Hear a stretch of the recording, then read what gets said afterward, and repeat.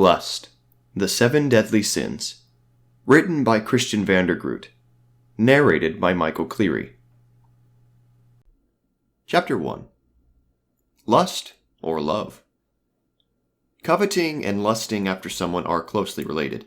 In Matthew 5:27-28 it reads, "Ye have heard that it was said by them of old time, Thou shalt not commit adultery. But I say unto you, that whosoever looketh on a woman to lust after her hath committed adultery with her already in his heart." Furthermore, the seventh commandment in Exodus reads, "Thou shalt not covet thy neighbor's wife."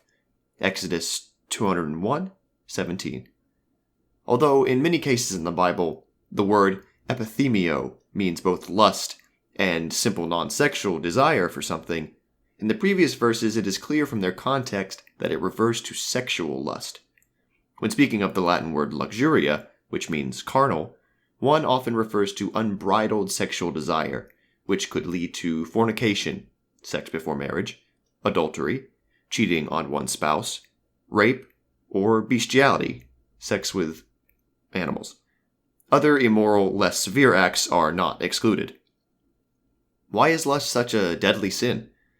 Probably because it taints the highest and most sacred relationship that God has given us in this life, namely the pure love between a man and a woman that encourages trust, companionship, and intends to bring forth children.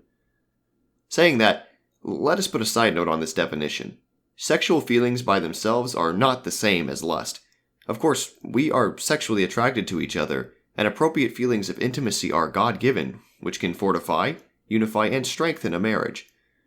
And of course, we cannot or should not deny the fact that God commanded and or encouraged many prophets to find a wife, to procreate and continue a lineage of righteous people. More about that later. Wherever there are relationships, there should be appropriate boundaries and a love and respect towards one another, not one person taking advantage of their spouse or significant other. Marriage relationships, including the sexual aspects of it, can be complicated. And just as taking advantage of one's partner by having frequent sex without their total consent or pleasure can be damaging, refusing sexual acts for selfish reasons can have its harmful effects too. I won't go into all of these things, as there are many more informational guides about marriage communication and sexuality. Lustful temptations can be resisted, and we should always strive for self-control and delay satisfaction if necessary. Lust is not inevitable. God has given us the freedom to choose and to replace thoughts. Sure, addictions and images can lead to less control over what shows up on the stage of your thoughts, but we are fortunate to realize that it is possible to overcome those tendencies, and that we are obedient when we control, not eliminate, sexual appetites. Acting on lustful desires with wrongful behavior defiles a person's spirit and soul. It is the opposite of love, because lust focuses solely on oneself and takes no consideration of other people's feelings. A religious leader, Spencer Kimball, has said, "One may bathe hourly, perfume oneself often, have fingernails manicured daily, and be a master at soft-spoken utterances, and still be as filthy as hell's cesspools. What defiles is sin, and especially sexual sin. See The Miracle of Forgiveness." He also said, "Esau sold his birthright for one morsel of meat." Many young people sell their birthrights or put them in serious jeopardy for 1 hour in dark places. One unwarranted thrill, one exciting experience in a car or in a harlot's bed. One sad experience may not totally destroy, for repentance is in order, but one experience of fornication can break down the bars, blast and scar a life, and start a soul on a lifetime of regret and anguish. He quotes David O. McKay, another leader of the same denomination. "Your virtue is worth more than your life. Please, young folk, preserve your virtue even if you lose your lives. Do not tamper with sin. Do not permit yourselves to be led into temptation. Conduct yourselves seemly and with due regard, particularly you young boys, to the sanctity of womanhood. Do not pollute it." In old times, the death penalty was enforced on those who cheated on their husbands or wives. Clearly, that practice was still in use when Jesus was born, because the scribes and Pharisees brought a woman to him that had been taken in adultery. They tried to trick him by having him either excuse the sin or break the law. As usual, Jesus saw through their deception and told them that he who is without sin, let him first cast a stone at her. See John 8:7. The accusers were convicted by their own conscience and left. When they had all left, Jesus said, Where are those thine accusers? Hath no man condemned thee? She said, No man, Lord. And Jesus said unto her, Neither do I condemn thee. Go, and sin no more. See John 8:11. Make sure you understand this scripture. He did not forgive the woman of her serious sin. He told her to leave and to not do it again. She probably didn't have the time or opportunity to fully repent. And of course, she was able to repent in time, but this did not mean it had been let go so easily. Some stats from a certain magazine point out that more than 50% of the United States' married men and over 25% of its married women are not faithful to their marriage vows. Adultery is still common, and it should be a major concern on our minds. Divorce rates in broken homes have skyrocketed in the past few decades, and the percentage seems to increase a little every year. Millions of people now have broken hearts and live in single-parent families. If you ever get tempted to flirt or be romantically involved, or even spend too much alone time with someone from the opposite gender who isn't your spouse, I encourage you to avoid even the thought. This is just one of the confusing errors in people's way of thinking in this modern age. We'll discuss more of them in the next chapter. Chapter 2. Confusing Messages in the World Today. Unfortunately, the world is full of lies and deception. Sexual boundaries can be confusing. After all, isn't the human body made by God, in God's image, and isn't it supposed to be beautiful and special? The answer is an emphatic yes, and this is exactly the reason why it should be treated as such, not as a lust object or a casual fulfilling of an animalistic need without consideration of the consequences. Satan is real, and he has taken that which is holy and sacred and turned it into something filthy to mess up family relationships and marriage, which are some of the main sources of happiness in this life and the afterlife. Confronting misleading messages in the world today are, for example, 1. It's always okay to live together and have sex, as long as you love each other. 2. It would be better to live together first to see if you can get along before you get married. 3. Boys can't help themselves, so if they want to view pornography, you should just let them be. 4. Girls need to please boys sexually, regardless of what they want themselves. 5. Virginity is for those who can't find someone to get laid. 6. Masturbation is okay, since most people do it. 7. Dressing up scantily is not bad, it's just fashion. 8. Pornography is not addicting or harmful. 9. Homosexual acts are not wrong. At the same time, some believers may be confused by opposing messages that take things too far and rip them out of balance, such as 1. You should always rebuke those who don't dress appropriately in a strict manner. 2. A girl's virginity is more important than a boy's virginity. 3.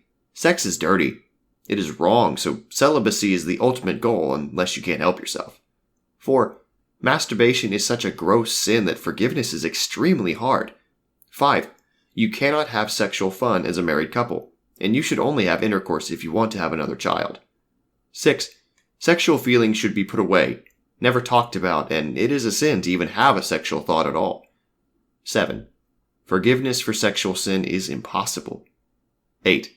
Having homosexual feelings is a sin. Those who have had those tendencies should be persecuted. On both sides, things can be taken out of context, and no matter how society develops, how the media justifies one thing or another, or how preaching pastors try to exaggerate principles, let me just make a few things clear. 1. God has given couples the gift of sex, only to be used in marriage. 2. Sex before marriage or with someone else than the marriage partner is always wrong, no matter how bad the marriage is. 3. Pornography is defined by viewing other people who are naked, almost naked or overly seductive, to trigger sexual thoughts about someone else than the marriage partner. It is wrong both before marriage and during marriage. Touching and viewing your partner, however, is never wrong, unless it is without their consent. 4. Marriage partners are commanded to please each other sexually and romantically, and to be considerate and selfless in courtship and intimacy. 5. People should always maintain a high standard when it comes to dressing appropriately. This is a topic that especially concerns women, since men are more visually stimulated, and it should be taken seriously. Boundaries should be defined, especially since it is fairly easy to look attractive without sexually seductive. 6. Single men and women have special challenges of controlling their sexual feelings, and should be praised and encouraged for doing so, not condemned. 7.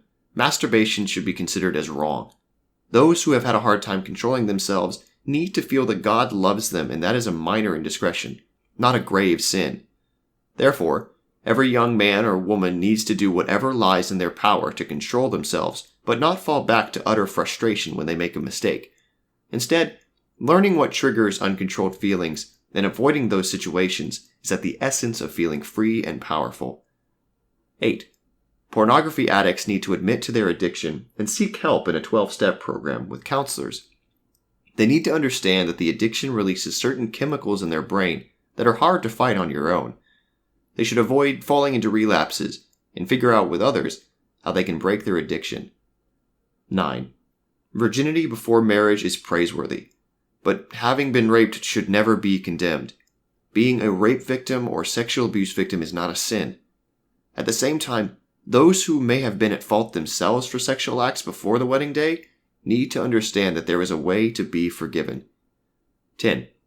Some people have sexual thoughts or interests. That is not a sin. It is not always something they choose to have. However, acting on those thoughts by viewing gay porn, lesbian porn, or being involved in homosexual acts is always a sin. Gay marriage is not of God. It never has been, and it never will be. The world and the media scream all kinds of messages.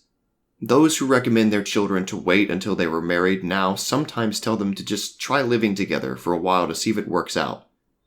But no matter what the rest of the world says, God's commandments concerning sexuality have never changed. Sure, some rules and traditions may have been altered when it comes to the way we govern the church, deal with the problems of the times, or raise our kids and teach them culturally supported habits or customs.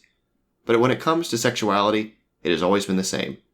Marriage has always been between a man and a woman, not a man and a man, or a woman and a woman. Lusting after another person has also been considered adulterous and wrong. Self-control has always been commanded, and erotic and romantic love between marriage partners has always been encouraged. God has not changed. Technology, media, transportation, culture, globalism, science, geography, or historical events can never alter God's perspective on how we treat our sacred, sexual organs and those of others. Families and human relations have always been at the center of our happiness and have always ensured the development and survival of our species. Going against God's commandments, suggestions, and warnings has always resulted in misery, and it always will. Chapter 3. The Many Forms of Lustful Behavior. When the people of Israel received the 10 Commandments, you'd think that they would understand the entire law of chastity when it said not to commit adultery. But they didn't. Every detail of sexually possible acts had to be declared, just to make sure they understood the boundaries. I can already imagine some of them talking back saying, "Does this or that fall into the category of adultery?" And Moses would sigh, thinking, "What don't you understand about the fact that you should have no sexual intercourse or anything remotely related to it other than with your wife or husband?" But people are creative, which can be good and bad. And a whole array of sexual sins had to be forgiven. In Leviticus 18, the term "cover thy nakedness" refers to intercourse or sexual acts that may not necessarily be intercourse, but are sensual, naked, or sexually explicit. The list seems to go on, as the Lord explains not to sleep with their father, their mother, their sister, their granddaughter, their neighbor's wife, or any animal. He ends with the words, "Defile not ye yourselves in any of these things, for in all these the nations are defiled which I cast before you," thus warning them that incest and bestiality were not uncommon in the land of Canaan, which they would enter soon thereafter. One of the most common things nowadays is pornography, which is slightly different than actual sexual intercourse. Of course, but it still leans towards adultery, since the woman, or man sometimes, is not your husband or wife, and should therefore be out of reach when it comes to sexual feelings or voyeuristic behavior. Sadly, however, even webcams and social media have become a means to satisfy people's lusts. No place is safe, and with the click of a button, one can already be on his or her way to unchaste thoughts, acts, habits, and addictions. Nudists. When I read the statements of a nudist community, I shook my head and thought, how can these people be so naive and stupid? The negative effects of walking around naked every day with everyone else doing the same are enormous. It can make nakedness so casual in the minds of all those involved that sexual acts with an intimate partner can become more difficult. The opposite can happen too. Sudden lusts and urges by comparing the attractiveness of one's partner to others. Ironically enough, nudist mission statements and explanations of the philosophy behind the nudist acts included warnings about single men or sometimes even excluded them from their camps or beaches. With this, they arrogantly profess to be somehow more controlled than other human beings and try to make themselves believe they are above such urges, but at the same time they still hold the same suspicion towards human weakness, and men's visually stimulated libido in particular. What also didn't make any sense was the fact that they expressed their frustration about outsiders who didn't have the nudist mindset lurking behind the fences and turning into peeping toms to spy on the nudists. For some reason, the other nudists were allowed to watch each other naked, but people who didn't join the community weren't. In other words, they displayed their bodies to like-minded individuals, but not to those who admitted that viewing nudity caused sexual thoughts. Being looked at by those who didn't have the nudist mindset, whatever that's supposed to mean, made them feel embarrassed, unsafe, or disrespected. Once, I was reading a newspaper article about a nudist fitness room they just opened up. The reason it made the news was because it was the first in the country, and about 20 to 50, I forgot the specific numbers, nudist men promised they would show up, despite the camera crew being there. A handful of women, I think 10 or 20, made the same promise, and everyone expected there to be a number of enthusiasts who weren't afraid to show off their bodies in front of the media. In the end, only 3 men showed up and no women. You may draw your own conclusions here, but I bet that it was mostly because of shame or embarrassment. To be a bit more specific and explicit, they also condemned erections of the male organs. I don't know if all communities think the same way, but they stated that when that happened to a man, he should separate himself and wait until the aroused feelings were over, as if this was something under their control. Anyone who knows anything about the male body knows that these things happen regularly, sometimes associated with sexual thoughts and sometimes not. When I read the hypocrisy of this, I couldn't help but realize how twisted these philosophies were. You might be wondering if it is really that destructive, a nudist community. Well, consider the fact that I personally knew a nudist family and that, at some point, the father of that family came to my brother and I and asked in all sincerity, "How do you do it? I mean, it's so hard to control your sexual thoughts." So don't get the wrong impression. These are not bad people. In my opinion, they are simply misled by an erroneous theory, filled with half-truths and deceitful logic. Another man admitted to my father, who was a church leader back then, that he regularly visited mixed spas and saunas. My dad warned him about these things. He answered, "But we're just sitting there. Nothing is going on. We're all okay with it." Several months later, he came to my father's in tears, confessing that he had cheated on his wife and had committed adultery with one of the women from the spa. All these things indicated the same thing. Playing with nudity is playing with fire. We cannot pretend that sexual feelings are non-existent and deny that things can go wrong when what should be intimate between partners is explicitly or publicly shared. Unless you've been living under a rock, you'll probably know that especially men are visually stimulated, and that dangling a carrot in front of them will make most males hungry. And of course, this can be the case for women too, as more and more women are becoming pornography addicts. But you get my point. The nature of human beings is to be sexually attracted to each other, for good reasons. Let's not pretend that we are completely above that, as we don't have to be. Satan is real. If we want to recognize the sin and therefore improve our lives and free us of its bondage, we first need to recognize the reality of Satan. There are some who don't believe in Satan and openly profess that the devil is a made-up being to scare us into blind obedience to church standards. This is falsehood needs to go. The devil exists. He is as real as you and me, and failing to admit to his presence is equal to ignoring the subtle deception he so often uses against God's children. He has had thousands of years of experience, and he is clever in his tactics. One of the best ways to make mankind miserable is to mess up their interpersonal and intimate relationships, and he knows that fiddling around with sexual misbehavior contributes a lot to that. People get attached. Oxytocin is released when people see or touch each other in a sexual way. Lack of commitment can cause broken hearts, acts of revenge, lasting damage, and broken families. Satan is smart, and he knows how to trigger temptations we find hard to resist. In Marcus 5, we can read about a man who had an unclean spirit. In a nutshell, Jesus came, and interestingly enough, the unclean spirits knew who he was, which indicates that the devil's followers have a knowledge that extends beyond our limited, temporal view. They know about what happened before his life, and they probably know a lot about what will happen after it. They claim their name is Legion, because there were a lot of them in that one body. Jesus then commands the spirits to leave the man. The spirits beg Jesus to send them into a herd of swine, which Jesus permits. The spirits leave, and the herd runs around wildly until they fall off a cliff. The account leaves us several conclusions which we can safely draw. 1. Our bodies are so sacred and so important, i.e., a temple made in the image of God, that the evil spirits wanted to possess it. 2. The spirits were so desperate that they all crammed into one man's body. Better to be stuffed in there and share the space, or however that works with spirits, than to be left wandering without a physical body. 3. Even when they were cast out, the spirits would rather possess the body of swine rather than nothing. This just goes to show you how important our physical bodies are. 4. When the spirits entered the body of the man, as well as later the swine, the body was out of control.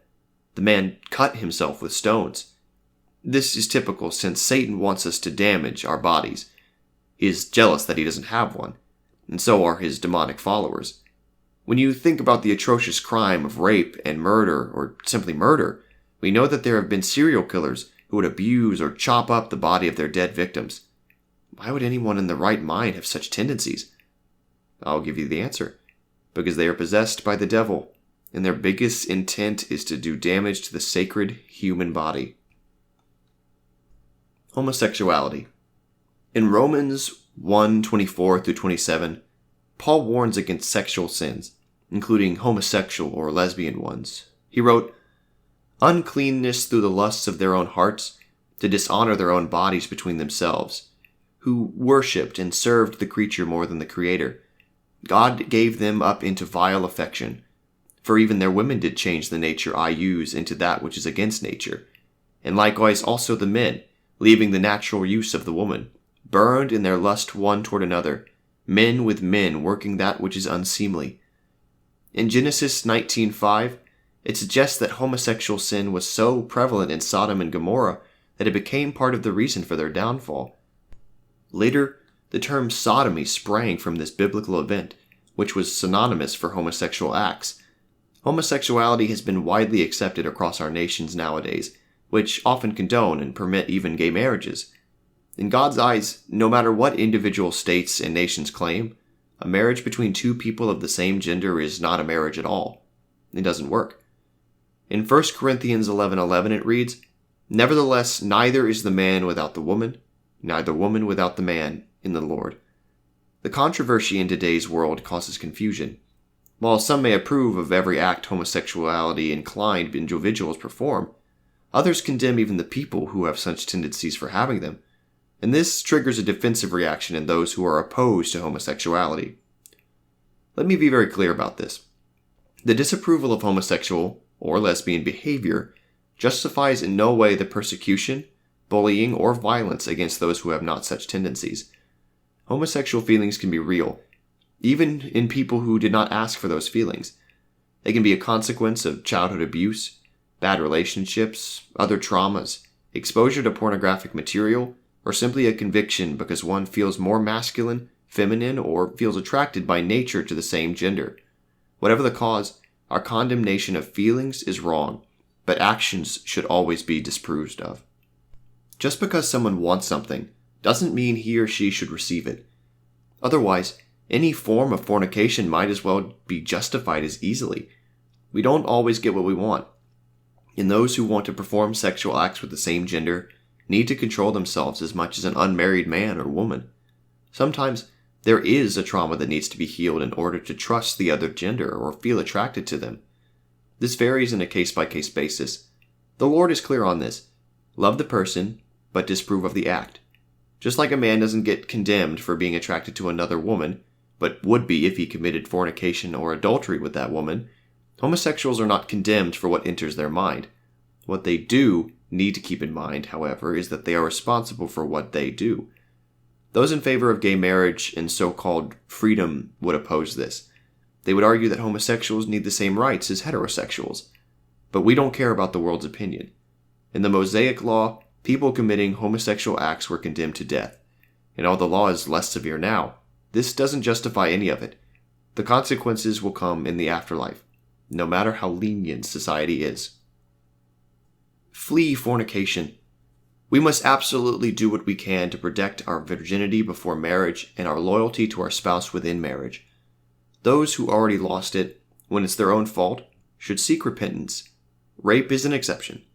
A person who really was raped and showed no consent, even struggle, should not be condemned and is free of guilt.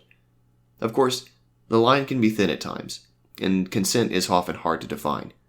I won't go into a moral discussion about this. Sometimes the he says, she says argument can only be solved by a clean conscience.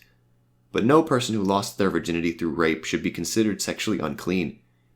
For those who have sinned, know that there is a road to repentance and that God will forgive the truly humble, repentant soul. Paul also wrote, "Know ye not that your bodies are the members of Christ? Shall I then take the members of Christ and make them members of a harlot? God forbid. What? Know ye not that he which is joined to an harlot is one body? For two, saith he, shall be one flesh. Flee fornication." 1 Corinthians 6:15 through 18. Chapter 4. Trafficking, Industries, and Crime. Where there is a demand for sex without marriage, with consent, there is an opportunity for people who try to make money. I wouldn't call them entrepreneurs, for various reasons, to cash in. Where there is a demand, people are prone to deliver a supply. Logically, the supply side is tainted by corruption, which is typical. Think about it. If sex is really that sacred, don't you think the devil realizes that too? What thwarts God's internal purpose for his children more than to mess up families, intimate feelings, and human relationships, and to vile that which is so sacred? Satan knows what he's doing, and he uses pimps, traffickers, and pornographers to make people miserable. There's a dark underground world with all kinds of illegal practices that meet the demands for sex, with a supply of suppressed and abused women and children who become the victims of uncontrolled lusts. Pornography. Before I say any condemning words about this, let me point out that if you have a pornography addiction, you are in no way less loved or valued by God. Pornography has become a plague that's swept over the earth. Life, especially for many men, our visually stimulated period, has become tough. A few hundred years ago, printing presses and thousands of websites were not out to get people hooked on watching naked women. With the rise of the internet, magazines, and movies, pornography has gotten out of hand and has victimized many, otherwise innocent individuals. It can happen to the best. Even in my own extended family, I know of some who struggle with the addiction. The pleasure centers in the brain are triggered by extreme dopamine highs and lows, and it's hard to escape when it has to become a habit. There is a way to deliverance and freedom, and there are many who have learned to stay away from porn through 12-step meetings or other programs or support systems. There is hope. Now, if you're not convinced about the severity of the problem and the evil intentions behind it, you should definitely keep reading. Or if you are convinced, but you want to have that conviction reaffirmed. First, you have to draw the line. How much nudity is okay? For me, I knew that if a woman was dressed in anything less than a bikini, it was definitely wrong, and even if she was in a bikini-like outfit, I knew not to stare at it too much, because it's still indecent. For some, those boundaries may slightly differ, but for me, this is what helped me to stay away from pornographic images, even from the first time I was confronted with them at age 13, when my friends were watching them and I decided to avert my eyes. If you have boundaries, then whenever you see something you shouldn't see, you can immediately think, I am not supposed to see that if it's not my wife. It's as simple as that. Simple? Yes. Always easy? No. Possible? Definitely. So make that commitment. Second, stay away from shame. Shame and guilt are different. The first is concerned about others' opinions. The second is a real sense of remorse that you have to change and ask God for help. Aside from these little tips, it's always important to admit to having a problem and seeking help from others if the problem becomes unmanageable. But enough about that. Stats. I think it's important that we see how big the problem has become. First of all, when you look up any data on internet searches, porn-related searches are evidently the most prevalent. They are ranking at the top. Think about that. How great would it be if you could stay away from all that? Second, more than 50% of everything people spend online is related to sex. Porn revenues have skyrocketed into the billions. Cable TV companies in the industry claimed that 69% of their revenue came from porn. Third, about 88% of pornographic videos contain an unhealthy dose of aggression and violence, thus promoting thoughts of abuse, rape, and unrighteous dominance over another. Fourth, over 90% of all porn stars hate what they do since they are often required to perform deviant acts and are disgusted by them. The damage on you and your family. Not only do people who have watched pornography become sexually lulled into passivity and are often unable to perform when making love to their sweetheart, but being in your own world that way can damage your relationships. Research has shown that those who are addicted to anything, including porn, can become distant, less focused, more easily distracted, make worse decisions, and can become more easily irritated and aggressive. Moreover, since most porn is focused on seducing men, many women become insecure about their bodies. Numerous wives have testified of the bad effect on their love life when their husband had just looked at porn. The wives felt less appreciated and were constantly compared to the photoshopped or genetically altered proportions of the porn actresses, thus causing dissatisfaction. Some fall into a depression, others find themselves looking for another man, and most wives are completely heartbroken. Some men lose respect for women in general and begin seeing them as inferior lust objects with all its damaging consequences. Human slavery. Pornographers and pimps utilize sex trafficking victims in their material a lot. How would you be able to find out if the woman smiling or enjoying themselves something in the image or video content is not being forced, coerced, blackmailed, or threatened? You just don't. Many of them are great actresses, but they are miserable inside. If you can handle these facts, perhaps a movie about human trafficking will open your eyes.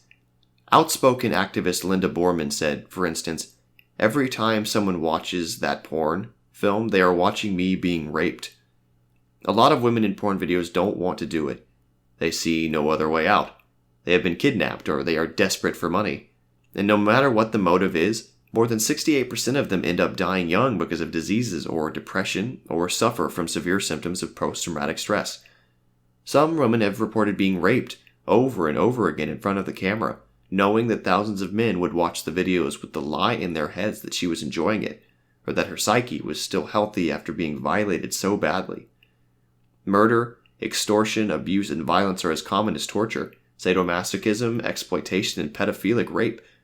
The billions of dollars spent on this industry fuel the disrespectful abuse of millions of women who are victimized by uncontrolled lust and the lie that there is nothing wrong with it. It's a big trade in human flesh controlled by evil companies. Estimates are that about 8 million people, including children, are trafficked across borders to solicit sex to locals, tourists, pornographers, and other interested Johns.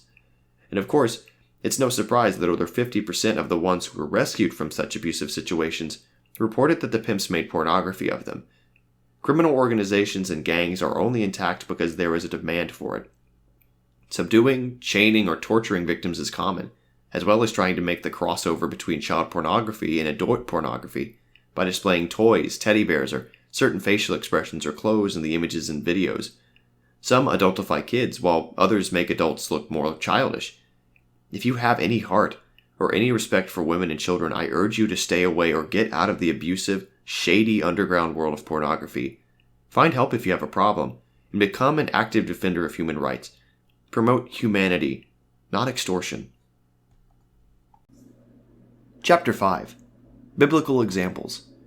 Things go wrong all the time, and the sin of sexual unfaithfulness is almost as old as the world itself. Let's look at some biblical references to get a greater understanding. Joseph in Egypt. An inspiring story in the Old Testament is that of Joseph. He was an example for all of us, and aren't we glad it has been recorded in the Bible?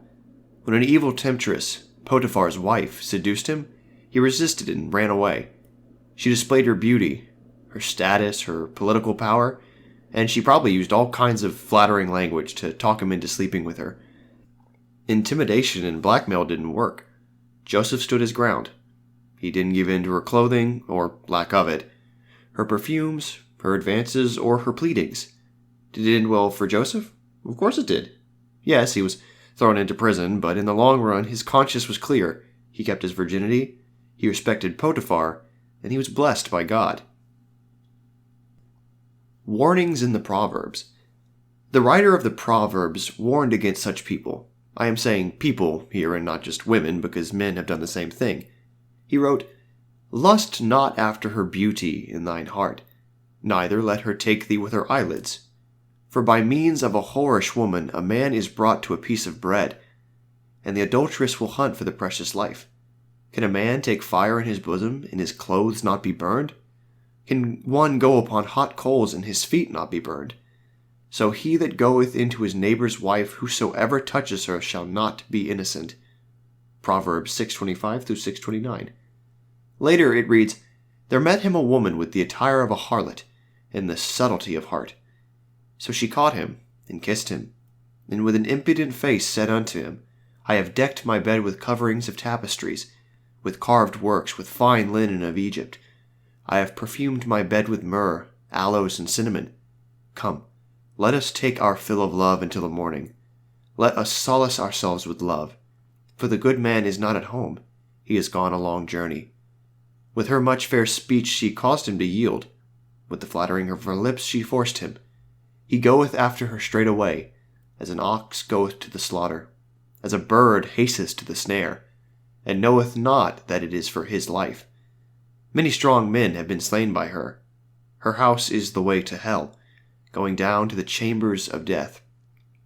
Proverbs 7:10, 13, 16-9, 21-23, and 26-27. Men, the image of a pornographic woman is the way to hell. The writer of the Proverbs is right. You may not realize it, but this is for your life. Many men who thought they were strong, including perhaps presidents of entire countries, have been slain by those women. If you are on your way to being tempted, you are on your way to the slaughter. Women, this is equally true for you. Your virginity and the respect for your body you and others should have means so much. You cannot afford to give it up. You cannot afford to dress inappropriately. You should not seduce anyone to sin by sleeping with you. The Bible is full of examples. The drama that comes with chastity or unchastity becomes evident throughout the Holy Scriptures. King David. King David had it all. He was the king. He had multiple wives, which was obviously not condemned by the Lord at that time, seeing the polygamous setting and approval by the divine head, which refers back to Abraham and the other prophets who were commanded or allowed by God to do this. But King David wasn't satisfied. He is a tragic example of how strong and lethal emotions and lusts can be. One day, he happened to see Bathsheba bathing. Obviously, seeing her naked, he couldn't help but realize that he didn't have everything. Despite his throne, his women, and his power, he didn't have what a simple peasant had, namely, this one beautiful, sexually attractive woman that was under his reign. His lust turned into action, and he had someone bring her in and slept with her. Then, to cover up his sin, he ordered that her husband would be stationed in battle, where it was much more likely that he would be killed. As a result, David lost what he could have had in the afterlife. The story proves a point.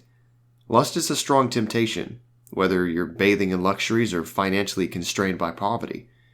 Anyone can be tempted, young or old, powerful or humble, male or female, smart or simple.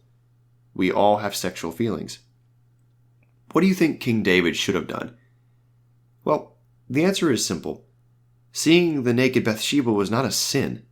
Staying there and staring was where it went wrong, and even then he could have let it go. What King David should have done is turn his head and his eyes away from the woman. Perhaps the image was already visual in his brain. At that moment, he should have said, "This is not my wife, I have my own." Instead of looking at her, perhaps I need to approach mine and be happy with what, or who, I have. Or maybe I need to just distract myself by doing something that isn't related to sex, so that I can clear my mind. I shall not look at her again. Chapter 6. Individual and Societal Consequences. Individual consequences of sexual sin are separation from God, a feeling of emptiness, less self-control, being susceptible to temptations, the loss of other people's trust or credibility, loss of self-respect, etc. And we're not even talking about AIDS or other sexual diseases and the risk of unwanted pregnancies, etc. Those can be individual consequences. But even if everything is safe, it can still have spiritually damaging effects. Sin always leads to misery, and that is just in this life. If left unrepented, the consequences will be even more severe in the afterlife, which is more important. In society, we can see how degrading sexual morals have impacted so many innocent individuals, either directly or indirectly, and how society as a whole stands or falls based on how the concept of sexuality and sacred intimacy is treated. In Chapter 4, I pointed out that the terrible dark world of human trafficking and the rape and abuse that happens behind the screens or gets covered up by a fake smile in the porn and prostitution industry. By themselves, these inhumanities should be shocking enough. But to society in general, all these things have an effect. Whether or not the divorce rates have slightly declined in recent years, they are still way too high. So, because of this, so many people are afraid to get married and just cohabit first. Well, the breakups between cohabiting couples is even higher, and so many of them fool themselves into thinking that just trying out the relationship with sexual interaction will help them to determine if that person will make them happy, instead of embracing self-control. Sometimes children are born, and they continue to live on without one of their parents. How many sons miss a father as a role model nowadays? How many daughters become confused and promiscuous in their teens and 20s because they don't know what to look for in a guy? How many children have had a bad example in their lives, and as a result end up in divorce themselves? By the way, if your parents are divorced, don't fall into the trap of being afraid of that yourself. That's not what I'm trying to say. I'm saying that the chances may be higher, and that's a sad fact, but each person still has control over their own lives. We haven't even begun to talk about abortion yet. According to the Centers for Disease Control and Prevention, in 2014, for instance, the number of abortions per 1,000 births was 186. That's more than 1 in 10. Almost 1 in 5. Some still don't consider it to be murder. Really? Why don't we all grow up and call it what it is? The living thing moves. Organs are being developed. Unfortunately, we don't know exactly when a spirit enters the human body, but I vividly remember that when our second daughter was still in the womb, my wife's stomach was moving every night at midnight sharp. It was like a pattern. Her little feet and hands were pressing against the tissue as if they didn't know where to go. When our little baby girl was born, guess what happened? Every time around midnight, she had this energy burst. Hands and legs were flapping.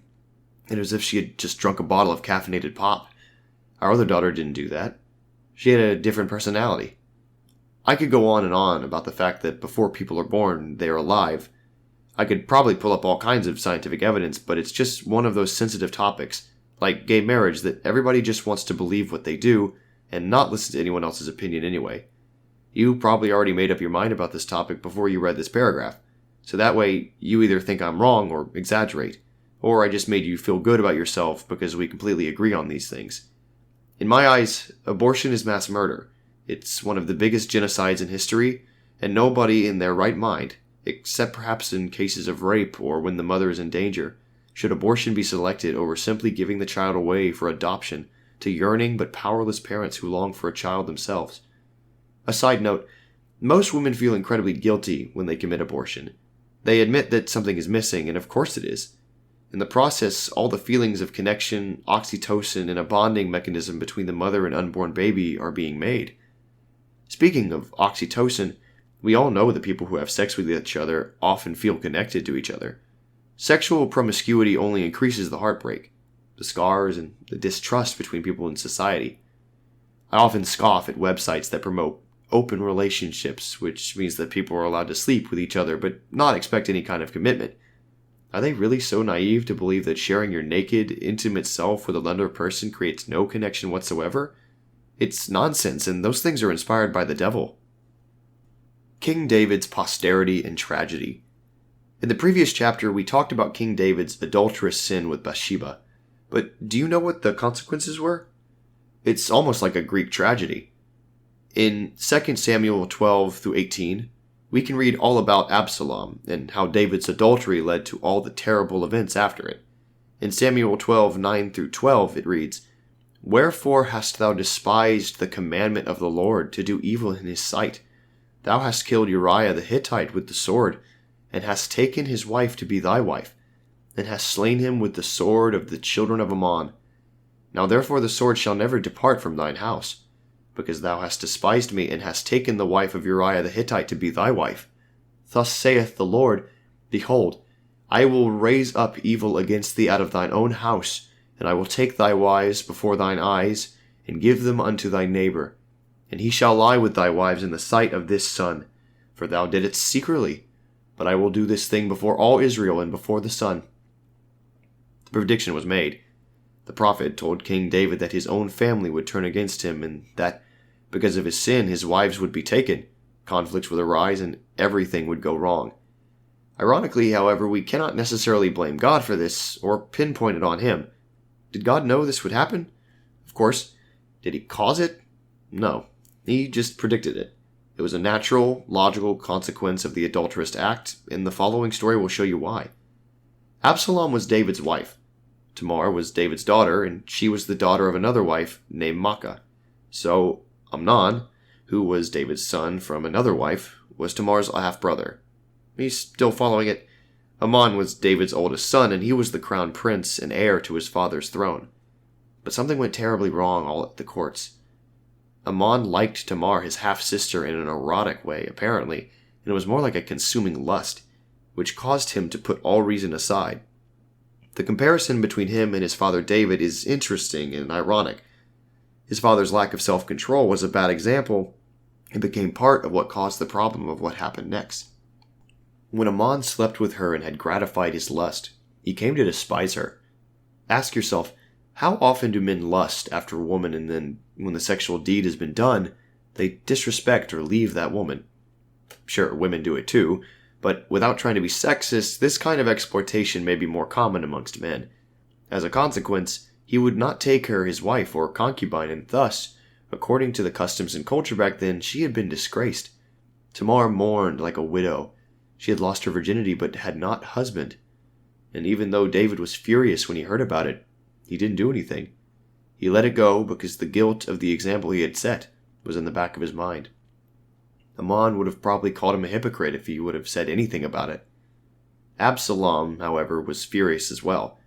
His sister had been taken advantage of, and he wouldn't have it. For 2 years he held a grudge. Eventually he invited King David, his father, to a feast, as it was customary to have one at the shearing time in the year. David declined because he didn't want to impose. So instead, he just sent his son Amnon. Big mistake, because when Amnon, the heir to the throne and the perpetrator of the date rape, let's just call it that for now, came to the feast and became drunk, Absalom saw a chance for revenge and had his guards murder Amnon. Then Absalom escaped. The enmity between Absalom and David became greater each day. After some time, Absalom demanded to receive the heritage to the throne as David's other son, perhaps second in line, and got his way. But this only provided him a way to plot against David. He undertook a deceitful campaign to gain favor with the locals. Back then it was customary for the king to be at the city gate and listen to citizens' complaints. So Absalom made sure he himself would wake up early, go there and answer many of their questions with an attitude of, "The royal courts don't want you to hear your complaints, but I agree with you. It's not fair." Whether this was a complete lie or the court was indeed struggling to function properly, we don't know. But naturally, it caused the people to be discontented. Absalom took advantage of this. He treated them as equals and pretended to be on their side. Then Absalom lied to his father, King David, telling him that he had to go to Hebron to fulfill a vow when it was actually a scheme to raise an insurrection against David. David was distraught, and although he could have stood up for himself and Israel was strong enough to do so, the scriptures suggest that he was in mourning, feel as if he deserved it and if it was coming from God. What caused even more disparity between Absalom and David, which made it impossible to have any reconciliation, is that his counselor advised him to sleep with David's concubines. Absalom followed his advice, and as it was customary in those times, doing so meant a seizure of the royal harem, which meant a complete overtaking of the throne. Absalom's death was not a pretty one. On a day when about 20,000 men died on the battlefield, some defending David and some Absalom, King David was still concerned about his son. He had lost his other son, and he had been secretly grieving about the whole sequence of events. He told his general, Joab, to be gentle to Absalom. See 2 Samuel chapter 18. But when Absalom's hair got stuck in a tree and his mule ran off, Joab threw darts into his body and had his army men finish him off. The scriptures indicate how much David mourned over the loss of his other son, even though that son had turned completely against him. When Joab, the general, saw King David in his state of sadness, he rebuked him, saying that they were victorious in battle and that his main enemy had been slain. All he saw was an enemy to the throne, but to David, Absalom was still his son. It looks like after his sin with Bathsheba and the killing of Uriah, her husband, the light that gave David his political genius was diminished. His actions at this time were of blind loyalty to an evil son and of one stupid, irrational decision after another. In 2 Samuel 23, it reads, "And David came to his house at Jerusalem, and the king took the 10 women his concubines, whom he had left to keep the house, and put them in ward, and fed them, but went not in unto them. So they were shut up into the day of their death, living in widowhood." In other words, because of the Mosaic law that forbade defiled women to enjoy a married life again, he took care of his 10 concubines, but didn't touch them whatsoever. He couldn't divorce or punish them, because it wasn't their fault, but to leave them vulnerable to other men was dangerous too. So he just put them in a building and had them live a comfortable life as widows, as it were. In a nutshell, David's 2 sons and many of his men were killed because of his bad example. Ammon's lack of self-discipline and the lack of punishment that followed was a direct consequence of David's own guilt and the hypocrisy he had to avoid. Because of this, his daughter lost her virginity and chances of a happy married life. He lost his respect from a lot of people in his kingdom, and he lost his 10 concubines. David's sin with Bathsheba left him with a guilty conscience and a broken family. Chapter 7. Recognizing the Hand of God. We may pose the question how much God causes to happen, which things he just permits to happen, and how many things happen because he determined the place, time, and surroundings in which people are born in a world that he created himself. Although we do not know the answer for every circumstance, we do know that there is no coincidence, and that there is an answer. The writer of the Proverbs made a comment about this. "The lot is cast into the lap, but the whole disposing thereof is of the Lord." Proverbs 16:33. The Lord Almighty is a being, to whom even the seas and the winds and all the other elements are obedient. See Numbers 11:31, Matt 8-26 and 27. He has a foreknowledge of all things. For the life of each of God's children there is a pattern of events and circumstances that he allows to happen. We must see that divine pattern, his hand in all things. Noah's days. In Noah's days, the people became so wicked that the earth needed to be cleansed, or, in other words, that God loved his children so much that he didn't want the next generation to get stained by the heinous sins of the current one.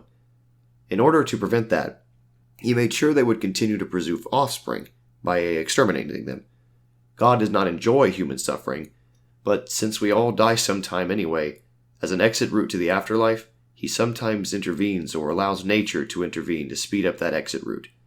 In this way, the next generation can get a fresh, new start without all the damage being passed on by ancestors. In Noah's days, there was much violence. See Genesis 6:11. And it states that they were marrying and given in marriage. Matthew 24:38.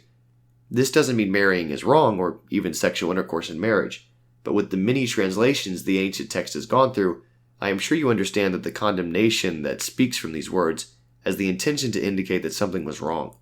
Perhaps too many slept around or treated sex too casually, and the words eating and drinking in the same verse indicates riotous living and probably excessive use of alcohol. Either way, God wanted a pure generation.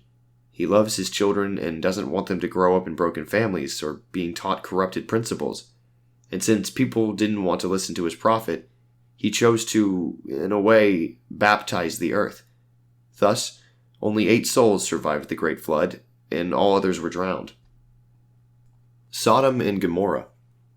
Mentioned in one of the earlier chapters, obviously, as the scriptures state, sexual sin was one of the dominant atrocities committed in these 2 cities.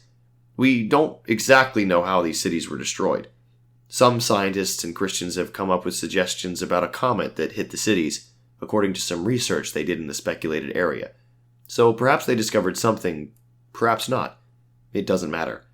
What matters most is that we know why they got destroyed, and the reason why.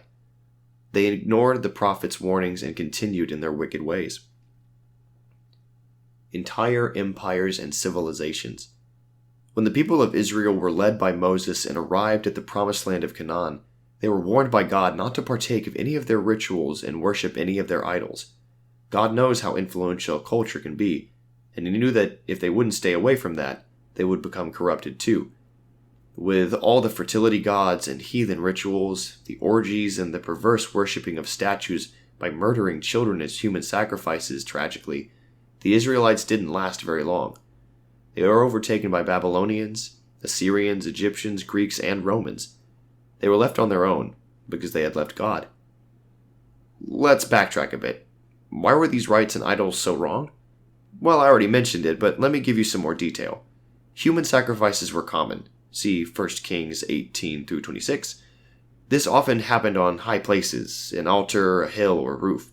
And some of these rituals were accompanied by libidinousness orgies that were infamously immoral. The goddess Ashtoreth, for instance, see 1 Kings 11:5 and 33, was one of those that was worshipped through orgies that were described by Augustine of having eunuchs as priests in women's clothes and a lot of women prostitutes. See also Hosea 4:14. Baal was another god that was worshipped with expensive temples and symbols. And Chemosh, the god of Moab, 1 Kings 11:7 and 2 Kings 3:27, was worshipped with human sacrifices as well. Molech, or Moloch, was an example of one of the cruelest idols being worshipped. It was like a brazen statue that was hollow and could be heated, shaped with the head of a bull and with arms stretched out to receive the children to be sacrificed. From the time of Ahaz, children were killed and then sacrificed to Molech by being put on his heated arms and burned, and sometimes they were killed by being laid there. See 2 Kings 23:10, 16:3, and 17:17. The beating of the drums was there during the ritual to cover up the shrieks and screams of the ones being burned to death. Are any of these godless civilizations still there today? No, they have all been wiped out. God doesn't tolerate evil for too long. The Babylonians? Gone. The same with the Assyrians and the Romans. The ancient Greek Empire or Egyptian Empire aren't any more what they used to be either. And what of the Persians, the Ottomans, or the Mongols? Can you see the pattern? If not, let me shed some light on some of these perverted empires. Do you really think that God would keep the Mongolian Empire intact that was responsible for the murder of over 40 million people? According to a myriad of sources, Genghis Khan, the great Mongol conqueror, was brutal and ruthless to every city he attacked, and tortured and murdered in the most diverse manners. Various sources point out that he ordered his men to rape all the women in the pillaged towns he conquered, and since he would get first pick, who knows how many he raped himself. Nowadays, Mongolia is a poor country with only a few million people. Perhaps the Ottoman Empire seems like something you skipped in history. What later became the Turks completely collapsed in the beginning of the 20th century, and the collapse of the empire played a significant part in the First World War. If you want some more facts about this empire and their atrocities, just look it up. To avoid a complete history lesson, let me just sum it up. Slavery, massacres, executions, sexual exploitation of female slaves, and thousands of concubines and harems with varying circumstances.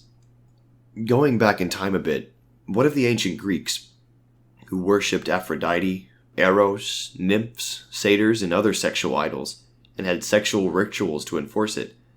In ancient Greece, many men were bisexuals, and to have a homosexual relationship with another man was not uncommon. Moreover, countless brothels were to be found in the streets of Athens, and men seldom married before they were 30 years old. When they did marry, they would spend the wedding night in a different room from their wife. The Greeks liked their boys young, and their attraction often disappeared when they began to have facial hair. Olympians were nude, and orgies often involved heavy drinking and multiple sexual encounters in the same space. Full-blown orgies and erotic scenes were painted on the wine cups, and erotic statues and paintings have still been kept from that era. The openness of sexuality in that empire, and the tolerance and acceptance of adulterous acts and abuse is shameful to say the least. No wonder they collapsed and fell prey to the upcoming Romans who, sadly, copied a lot of their idolatry and adultery. Do you really think God can look at a Roman Empire with bathing houses, slaves, and all kinds of lustful practices when worshipping Venus or traffic foreigners across the border? God could not tolerate this empire any more either, no matter how sophisticated their language, their aqueducts, their buildings, and their military strategies were. Let me elaborate a bit on Roman sexuality to make you believe why they were wiped out. Sexuality at that time was about male domination. Since men were the aggressor, it was not about heterosexuality, but a strong man could take what he wanted. Males had sex with slaves, whether they were boys or girls. Visiting prostitutes were considered normal. While being married, homosexual encounters and even rape of poor people was accepted. Pedophilia was common as well, as it was seen as a natural expression of the dominant male's privilege. Poems and songs in Latin express a certain love or lust towards young boys by grown males. Women were often married off in their early teens to bear more children, also because of the shorter lifespan, and the standard was different. While men were allowed and even encouraged to commit adultery with children, concubines, or prostitutes, a woman caught in adultery was often punished severely. The legal penalty was that the husband was allowed to rape the man she cheated with and then kill her. And, as stated, all these civilizations are gone. Their languages, their cultures, and their glory have perished. For the most part, all we have is historical records, some pottery, stories, art, and architecture. Many of these discoveries are a tragic witness of empires that could and should have lasted, if only they treated human life and sexuality with a feeling of sanctity and respect. Pompeii. Here is a bold statement. Pompeii was destroyed by the sudden outburst of the Vesuvius to end sexual sin and abuse. Spencer W. Kimball relates to this, when he visited the ruins of what is now a historical tourist town in Italy. We went as high on the mountaintop as we could go, and then climbed the rest of the way to the top. We stood in the crater, and less than a yard under our feet was the boiling, seething mass of lava. We could feel its fiery breath. We could see its rich color. Vesuvius was still active. And then we remembered that back in AD 79, the Lord permitted it to blow its top, literally and figuratively. This city of Pompeii was a worldly city. The politicians, the wealthy, the socialites came from Rome to Pompeii. There they spent their money and time in lavish and riotous living. The city of Pompeii has now been excavated. Their empty brothels and houses of prostitution were locked with padlocks and carried signs in Italian, for men only. These places of shame stood after 19 centuries, a witness of their degradation.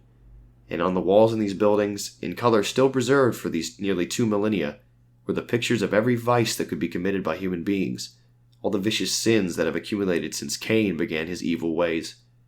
Then I came to realize why Pompeii was destroyed. There came a time when it just had to be destroyed, and as the Vesuvius erupted, it blew up, and the ashes went into the sky for miles and miles, millions of tons of them, and some little cities were completely burned or covered out of existence. But Pompeii did not all burn. It was not in the way of the lava flow, but the cinders and ashes in the air gradually settled, covering the city completely. The people in their buildings were choked to death. Their bodies were later found clasping each other in deadly embrace. The houses and contents were in place. There had been no general fire, but many of the roofs had burned off. Pompeii was destroyed. I think I know why. It was because of its wickedness and depravity. Another source elaborates on the odious natures of the sin in Pompeii. As we all know, brothels are not often filled with volunteers or simple pleasure seekers who give their consent to their visitors. Pimps, human trafficking, exploitation, and severe abuse have always been around in places and times where human sexuality is regarded as profane and mere selfish fulfillment. One website advocates human rights and points out what most likely was going on in the Roman pleasure resort town. Those who worked the streets of Pompeii and served clients in the brothels lived hard lives, yet many of the murals that survived depict the women as erotic and exotic. They show fair-skinned women naked, with stylized hair and a variety of sexual positions with young, tanned, athletic men. The figures sport on beds that are sometimes ornate and festooned with decorative quilts. The murals may have been intended to arouse clients. Contrary to the idealized images, the brothels themselves provide evidence that the women worked in cells, usually only big enough for a narrow bed. The absence of windows in most attests to the darkness of the cells, as well as limited airflow. The conditions in which the women worked were of no concern to brothel owners, clients, or anyone else for that matter, as most sex workers in ancient Italy were slaves. As the ancient attitude toward slaves was one of indifference at best and violent disdain at worst, the lives of women were no source of empathy to those outside their class. The sex workers fulfilled a utilitarian function and nothing else. Confined to the premises by, usually, male pimps who provided them with their only basic needs, the women were essentially cut off from the outside world. This rendered them vulnerable to the whims of both pimp and client alike. The preservation of graffiti on the walls of Pompeii's buildings also provides historians with details of the sex trade. Most of it is extremely graphic. It includes information on specific services and prices, clients' appraisals of certain women and their abilities, or lack thereof, and some sexual advice. Is it any wonder, as it has been the same story over and over again in history, that today in the 21st century, abuse, kidnapping, and degradation of prostitutes is still happening in southern Italy, with a large supply of young victims from Africa? The Love Parade Incident. Duisburg, Germany, July 24, 2010. I'll take your mind there. It was the time of the annual Love Parade, a popular electric dance and trance music festival that originated in West Berlin in 1989. Annually, this music festival pulled thousands of visitors, and the location later shifted from Berlin to the Ruhr area. Many people from Germany and neighboring countries went to these annual parades, with over 1 million attending almost each year. The music at the parades was predominantly electronic dance music: house, trance, techno, and Schranz music. The parade was usually more louder and crowded than other concerts. It had water-cooled sound systems on each truck, and the parade produced an extremely loud sound floor, so much that employees of nearby zoos even complained many of the animals got diarrhea because of the noise. Ugh. Sadly, people's lack of respect for the sacred human body was displayed openly on these parades. The Love Parade turned into a Lust Parade each year, with exhibitionists walking around without clothes, carrying sex toys and symbols, half-naked or fully naked males and females dancing and occasionally performing homosexual and heterosexual acts in public, with bystanders taking pictures and tolerating and encouraging fetish-related sexual entertainment. Videos have recorded the shameless desecration of what was supposed to be intimate. The nudity, vulgarity, and promiscuous party attitude, nevertheless, did not cause many crimes. Arrests were few, and the Love Parade normally happened without too many robberies, drug offenses, or sexual harassments without consent of the ones involved. In a general sense, the organizers called it peaceful. However, on the said date, July 24, 2010, a crowd rushed at the Love Parade. Something went wrong, and the consequences were dire, to say the least. The festival was staged on the area of the former freight station, and the capacity of this area was supposed to be limited to 250,000 people, but more than 1 million visitors were expected, based on the calculations of the previous years. A 240-meter tunnel from the east and a series of underpasses from the west met at a ramp that was supposed to be the only entrance and exit point to the festive area. Because of overcrowding, police at the entrance began announcing through loudspeakers that new arrivals should turn around and head back. The side of the tunnel that was the entrance of the parade had been closed off, but people continued to ignore the police's orders and entered the tunnel from the rear. Eventually, people were so crowded up in one area that there were those who fell off a staircase as they tried to escape. Autopsies showed that all fatalities were due to crushed rib cages.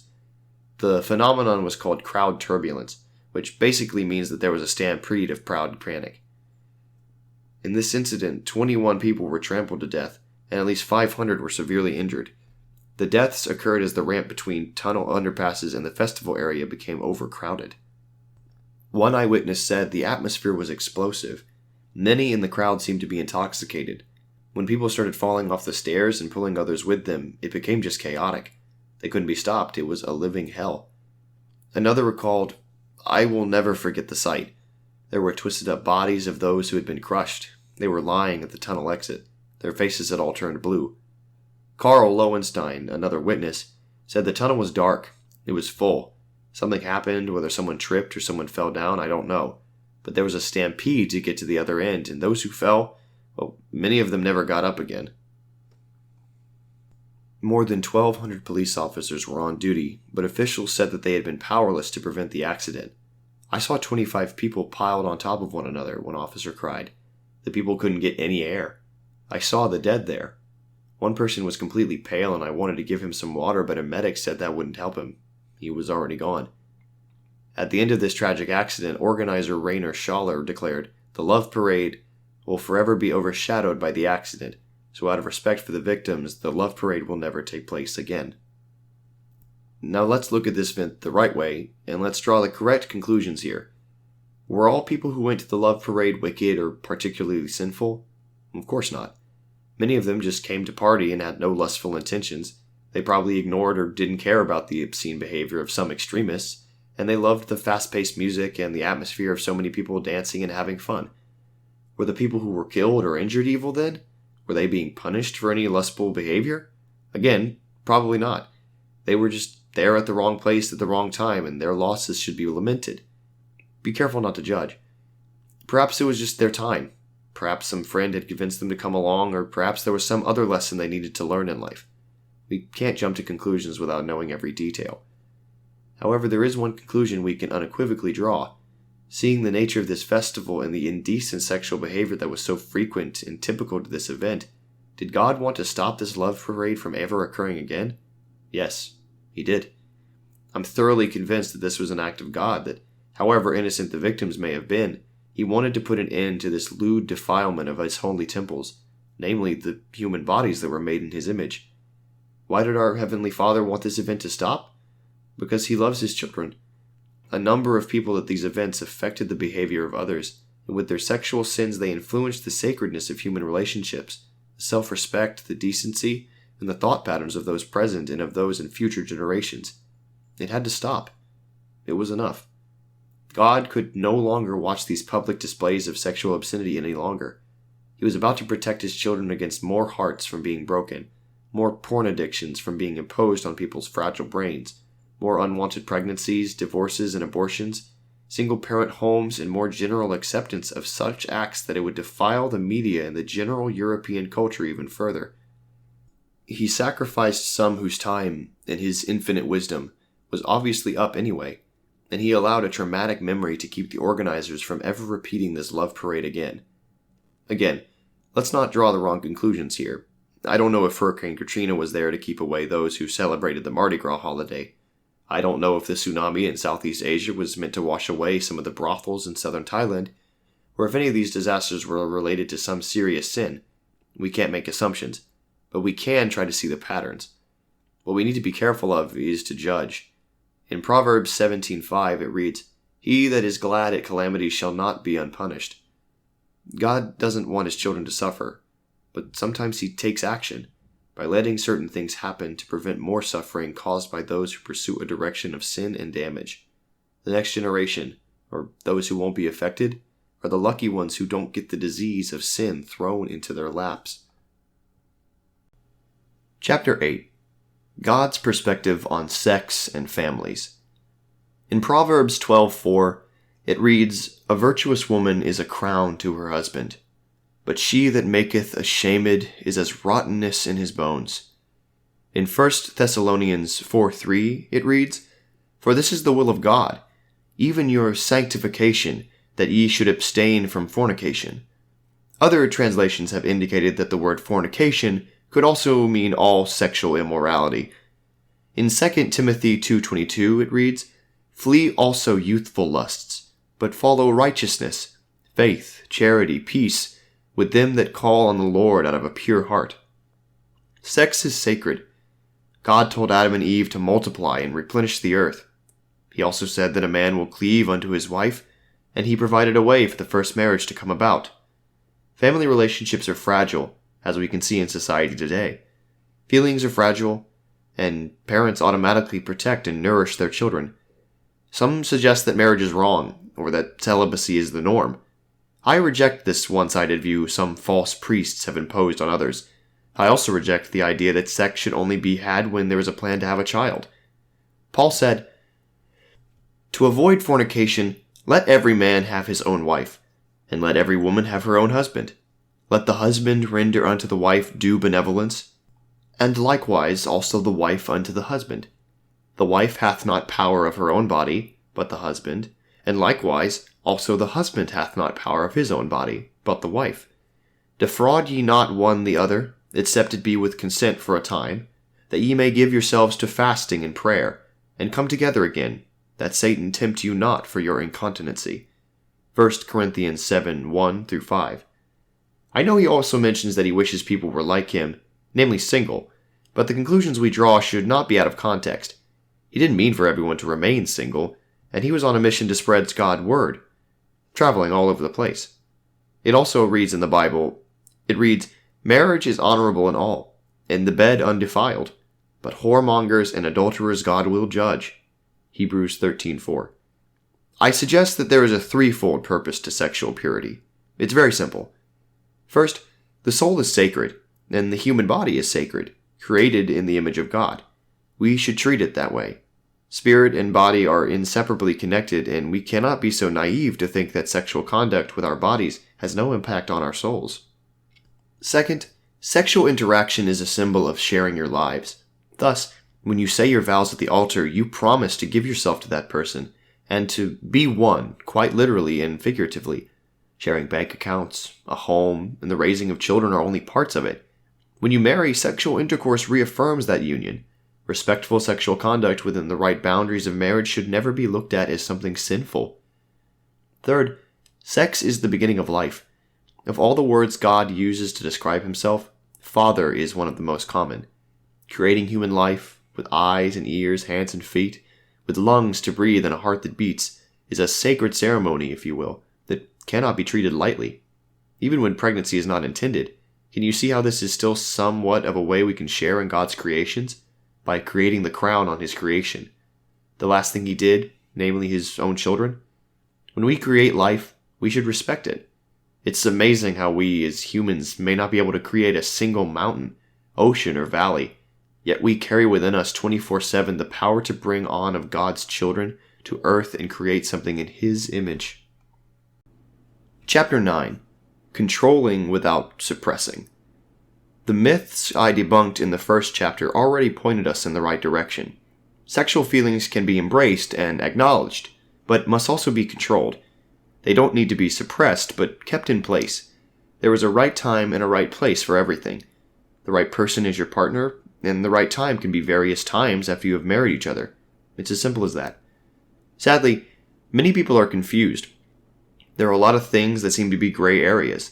Some people may, for example, have the idea imposed on them by their parents that sex is dirty, or that the thought of sex is sinful. Others may have been taught that it's okay to think about sex as much as you want, instead of avoiding temptations and trying to think of something else when it's not the right time to think about it. One person explained our thoughts like a stage. There can only be one play at the same time. So one of the best ways to replace impure thoughts, or in other words sexual fantasies, when they cannot or should not be expressed, is to think of something else. For me, viewing art other than nudity or even partial nudity helped me appreciate something aesthetic and diverted the images in my mind to something beautiful that wasn't sexual. Equally, sports were something I enjoyed watching. The action and the flow were often distracting enough to change my attention from sexually related thoughts to something that was interesting to look at, but had nothing to do with it. For others, it can be music, or a passion, hobby, or human interaction. Find what works for you. In Proverbs 25:28, it reads, "He that hath no rule over his own spirit is like a city that is broken down and without walls." We need to be better than our instincts. We are not animals. As children of God, we are more, and we have been blessed with free choice. We can decide what we do, and we don't have to follow our urges. And anyone who does control him or herself has a reason to be proud of it. Chapter 10. Thou shalt not commit adultery. The ancient seventh commandment God gave to Moses, and to all of us, got reiterated by prophets and Jesus Christ himself, and it is ever true today. It will never be revoked, and it encompasses not only cheating on your spouse, but all sexual sins. And even though adultery means cheating on a marriage partner, we all know that other sexually related sins can mess one up spiritually as well. Adultery in his heart, not his thoughts, is a step further. Jesus said, "But I say unto you that whosoever looketh on a woman to lust after her hath committed adultery with her already in his heart." Matthew 5:28. Obviously, pornography in all its forms is included in this statement. When you watch pornography, you watch with lust, or with the intention to gain sexual pleasure from the people you look at. I won't include another rant about pornography since I already did this in one of the earlier chapters. And again, I do not condemn anyone for having an addiction who actively seeks to break from it. I understand that even some of my best friends whom I respect sometimes have problems with it. It's a malicious evil many are unaware of, or at least of the seriousness of it. But what about lustful thoughts? What about just staring at a sexy man or woman? Is this what Jesus meant by adultery in your heart? No. Let me explain the difference. Our thoughts are like our home. Like any home, you can decide whom you invite to your home and whom you want to keep out. But when someone knocks on the door or when someone breaks in, you have no control over seeing that person or not. Our brains are wired to be sexually attracted to each other. There's no sin in this. But seeking it out constantly without self-control is where something shifts from a random thought or impulse to an active fantasy to dwell on. Fantasies can lead to actions, which can lead to habits, which lead to our eternal destination. It is therefore crucial that even though we cannot always keep thoughts from entering our brain, we can determine whether or not we invite them in and have them over for tea, if you know what I mean. Jesus said, "Looketh on a woman to lust after her." When we look at a woman and find her attractive, even if we accidentally imagine her naked, this doesn't mean we're always lusting after her, nor would we, if given the opportunity, commit some sexual sin with her. In his heart is what matters, not in his thoughts. There is a fine balance between someone who condemns him, or herself, about even having sexual fantasies, and, on the other hand, someone who takes the words in these paragraphs as an excuse to constantly think about sex on purpose. It's not always easy to determine when we are finding ourselves in a gray area, but if we listen to God's Holy Spirit and we feast on His written words in the Scriptures, I am sure we will discern the difference between spiritual light and darkness, so we can be honest to ourselves and love ourselves as our neighbors. This has been Lust, the 7 Deadly Sins, written by Christian Vandergroot, narrated by Michael Cleary. Copyright 2018 by Vincent Newt, production copyright by Vincent Newt.